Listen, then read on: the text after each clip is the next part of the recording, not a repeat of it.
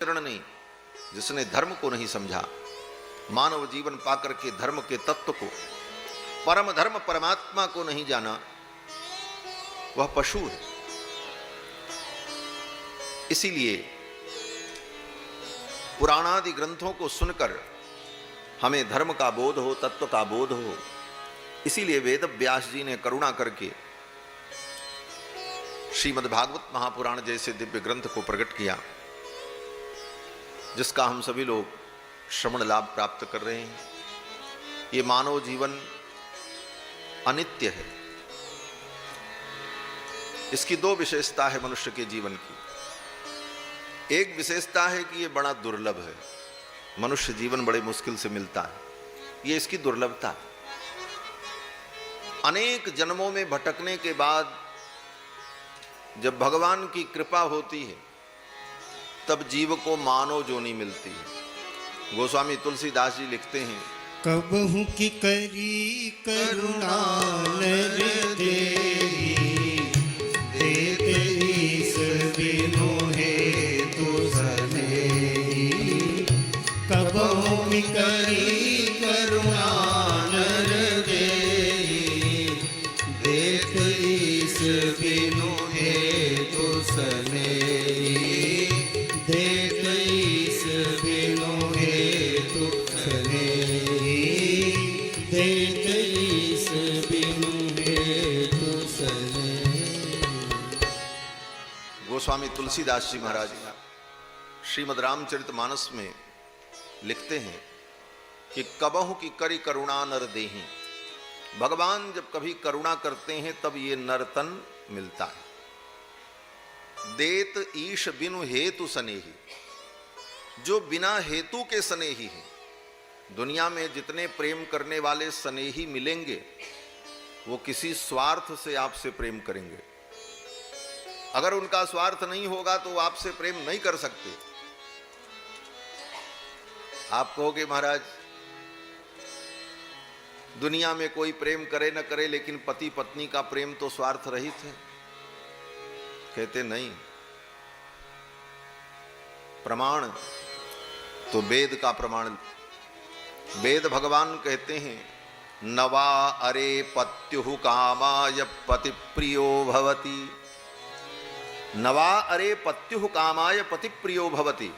बृहदारण्यक उपनिषद में पति इसलिए प्रिय नहीं होता कि वो पति है। आत्मनस्तु कामाय पति प्रियो भवति। अपनी कामनाओं के लिए पति प्रिय है। अगर पति खर्चा बर्चा न दे, उसका भरण पोषण न करे, तो कौन उस पति को मानेगी? कोई मानेगी? और वही स्थिति पत्नी की भी है। वेद भगवान आगे कहते हैं कि नवा अरे जाया कामायै जाया प्रिया भवति, आत्मनस्तु कामाय जाया प्रिया भवति। पत्नी इसलिए प्रिय नहीं होती कि वो पत्नी है, वह इसलिए प्रिय होती है कि समय से भोजन देती है, घर को संभालती है। और कुछ न करे, पत्नी चुपचाप खा करके पलंग पर सोवे तो पति को अच्छा लगेगा? फिर वो प्रिय रहेगी? कदापि नहीं रहेगी। संसार स्वार्थ का है। यहां किसी की निंदा नहीं है पति पत्नी की, न किसी संबंधों की आलोचना है, अपितु सत्य का बोध कराना ये वेदों का उद्देश्य है। वेद भगवान सत्य का उद्घोष करते हैं, जीव को अपने स्वरूप का बोध हो। ये संसार के सारे संबंध केवल स्वार्थ के, बिना हेतु के, बिना कारण के प्रेम करने वाले केवल भगवान हैं बस। हां, एक और है। कौन? बोले सच्चे संत। जो सच्चे संत होते हैं उनका किसी से स्वार्थ नहीं होता, उनका प्रेम निस्वार्थ होता। गोस्वामी तुलसीदास जी कहते हैं कि हेतु रहित जग जुग उपकारी। हेतु रहित उपकार करने वाले इस दुनिया में दो लोग हैं। कौन? बोले तुम माने भगवान। भगवान से कहते, तुम तुम्हार सेवक असुरारी। हेतु रहित जग जुग उपकारी, तुम तुम्हार सेवक असुरारी।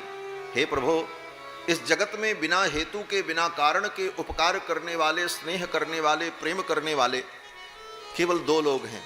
या तो भगवान हैं, या तो भगवान के सच्चे दास जो संत हैं। बाकी संसार के सारे संबंध स्वार्थ में।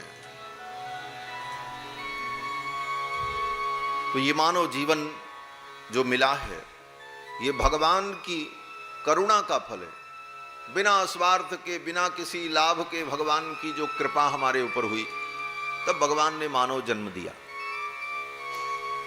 श्री प्रहलाद जी जब असुर बालकों को उपदेश करते हैं भागवत में, तो कहते हैं कि दुर्लभम मानुषम जन्म, ये मनुष्य जन्म बहुत दुर्लभ है। ये तो पहली विशेषता हुई इसकी।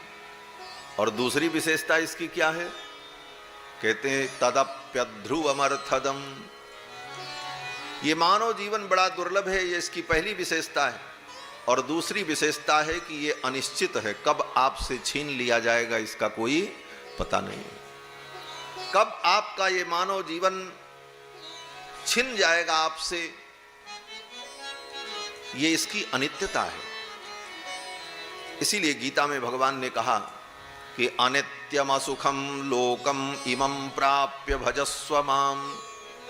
अनित्यम असुखम लोकम, ये संसार अनित्य है, ये शरीर अनित्य है, जो कुछ इस लोक में सुख मिला वो अनित्य है। इसलिए इस अनित्य को पाकर तुम उस नित्य को पालो। ये अनित्य संसाधन, अनित्य जीवन इसलिए मिला है कि हम नित्य की प्राप्ति कर लें। अनित्यम सुखम लोकम इमं प्राप्य भजस्व माम, इसे पाकर के मेरा भजन करो, मेरी भक्ति कर लो। और नहीं किया दुष्कृतिनः, वो दुष्कर्म करने वाले हैं, उनके कर्म अच्छे नहीं। मूढ़ाः, वो मूर्ख हैं, भगवान कह रहे हैं।